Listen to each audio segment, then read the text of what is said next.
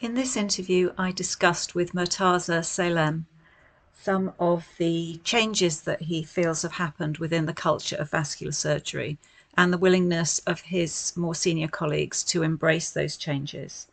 We also talked about the importance of involving trainees and supporting them well, and how important it is to give those on rotation in vascular surgery a good experience of the culture there to encourage vascular surgeons of the future. So I think things have changed a bit. So I'm a almost a fifth going on sixth year consultant. When I started training in vascular surgery, it was about 2007. And then I've been in a few different units around the East Midlands. And I think that there was a top-down culture. We're the bosses at the top. You are the juniors. You do what we tell you. And there was certainly aspects of, I think, genuinely bullying. And the consultants who were there, actually, when I speak to them about it, said they had gone through the same thing, and it was almost a rite of passage. That's how it was done. That's how it's always going to be done. And it's not just in vascular, it was in other specialties. It was also in orthopedics, but not in every specialty, but it was certainly like that in vascular. And I think that's changing now as there's a new generation of people coming through who just, they don't behave like that. I think what's kind of accepted now is different to what would have been accepted, like I said, 15, 20 years ago. And I don't know where we work. I guess obviously I'm biased because I'm part of the consultant body, but I think we try to create a team that work well together, that are supportive of each other, colleagues and juniors and nurses and everyone, that we try to uplift people really to try and bring them through. And Mm-hmm. part of that is because we also recognize that there is a shortage in the workforce. People don't naturally come out of medical school or any point really and say, I want to do vascular surgery. So the way we get people into the field is by giving them positive experiences. Mm. And that's not to deceive them, but that's because we know that they'll enjoy it more. They're likely to come back. And it's clear that if you have people that want to do it and enjoy it, they're going to do a good job and they're going to be good members of the team and then hopefully eventually good colleagues as well, because that's what we look for at some point. You said that you really make an effort to help support people and uplift them. What does that look like?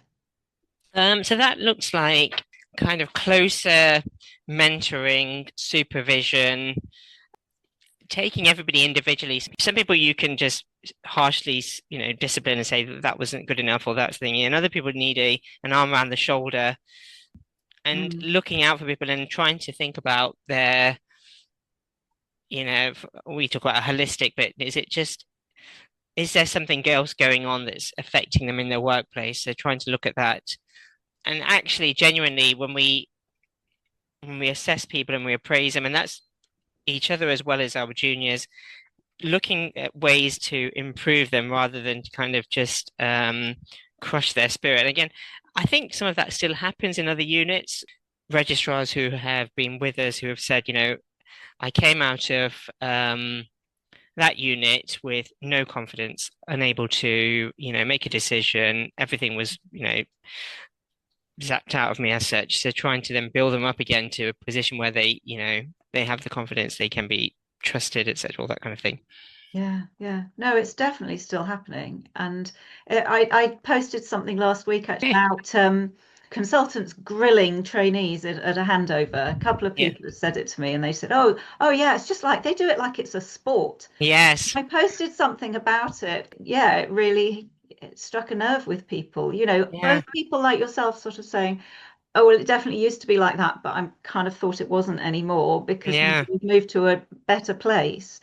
But also people saying, oh, yeah, that happens to me. And Still happens. Yeah. And it must do because, like I said, I keep obviously I'm on the other side of the fence now, but I always thought that doesn't happen anymore because I don't see it. But clearly, if people are reporting it, it must be still happening. My colleague said that when she started, and even now, to me, it's shocking that something like this could happen. But she said even now, her senior colleagues won't speak to her. They don't look at her. They don't engage with her. So when she's got difficulties, she's got one or two people. She's in a body of 10 consultants. She's got one or two people she can go to.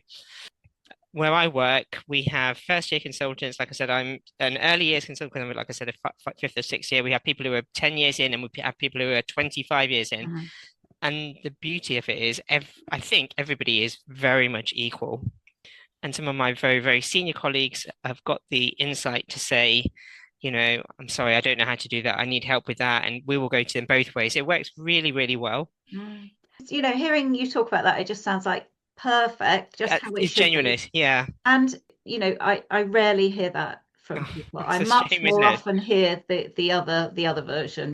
I That's mean, interesting. as you That's said, we try to flatten it with our resident doctors as well, to the point that, if they come to an MDT, we will actively involve them and say, what do you think? And it's not to, because in the past, I've been in that situation where people say, what do you think? But they're doing it to grill you and humiliate you, really, to a certain extent. But here, what we try and do is actually to get them engaged and to say, well, actually, you've been somewhere else, you've been in another center, you've done research in this. You might actually be better placed to tell us what, even though you're a resident, you might be better placed to tell us what do you think is the best thing to do here.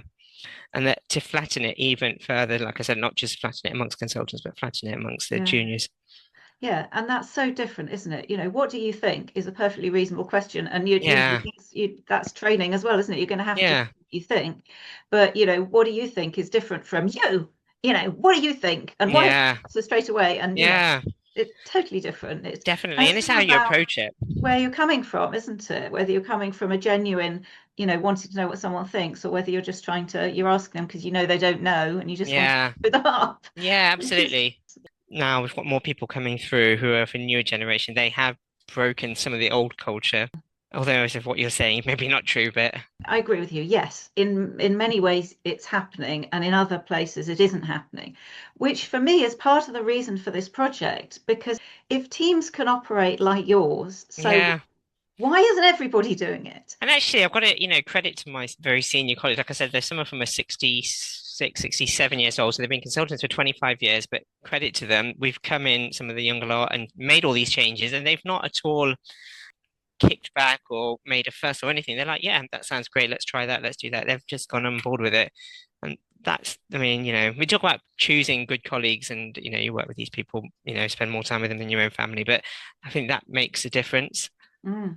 The willingness to change, the to embrace willingness change. Yeah. and that shows a certain self-confidence to say, okay, well, I might have done it this way, but that maybe there's a better way, Yeah. there's Yeah. another way.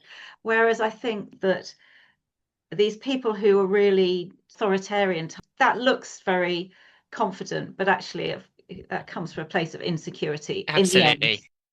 So many thanks to Murtaza for this interview. And if you've got any questions or comments, please do get in touch. If you'd like to be interviewed for the project, I'd very much like to hear from you.